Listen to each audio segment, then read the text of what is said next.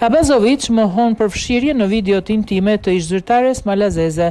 Jam i qetë, ajo i përgjigjet në TikTok. Videot intime të Mirjana Pajkovic, ish-drejtoresh në Ministrinë e të Drejtave të Njeriut në Malë të Zi, vazhdojnë të bëjnë njohur dhe të komentohen në vendin fqinj pavarësisht se kanë kaluar pak muaj nga publikimi i tyre. Pajkovic u bë virale fillimisht 2 muaj më parë pas publikimit të videove eksplicite në platforma për të rritur, ndërsa më pas mediat lokale raportuan edhe për lidhjen e saj me Dian Vukshić, ish drejtori i Agjencisë Kombëtare të Sigurisë Mali të Zi dhe këshilltari i presidentit Jakov Milatović.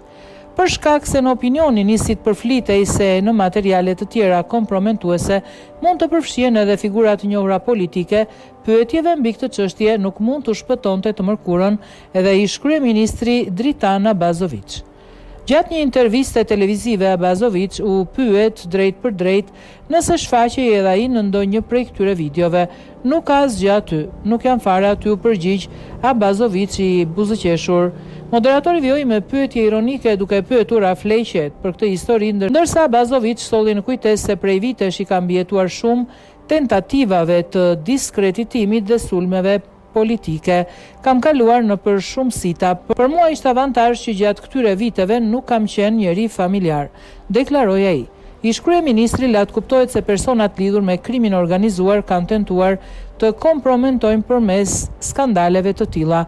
E kuptova menjëherë çfarë donin të bënin këta njerëz nga krimi i organizuar, tha Abazovic.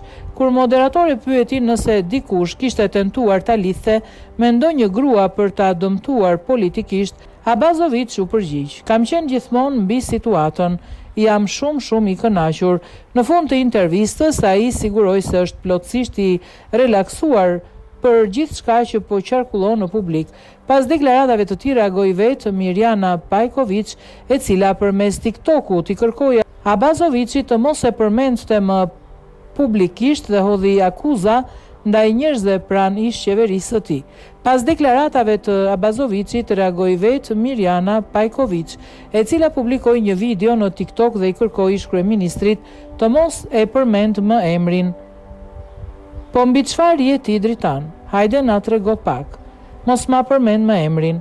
Nëse nuk je i sigurt që s'duhet të më përmendësh, pyet Filipin", tha ajo duke i referuar Filip Axhiqit, ish-ministrit brendshëm të Malit të Zi. Ajo më pas përmendi dhe Dian Vukshićin, ish drejtorin e Agjencisë Kombëtare të Sigurisë ANB, të cilin Abazovic e kishte shkarkuar gjatë kohës sa ishte kryeministër. Ose pyet plakun nga ANB-ja Dian Vukshićin që e shkarkove, por më pas përfunduat në të njëjtin koalicion politik, deklaroi Pajkovic. Ajo hodhi dhe akuza ndaj njerëzve pranë qeverisë së dikushme të Abazovicit, duke pretenduar se komunikimet të përgjuara të saj janë dorëzuar në Agjencinë Kombëtare të Sigurisë dhe në Prokurorinë Speciale të Malit të Zi.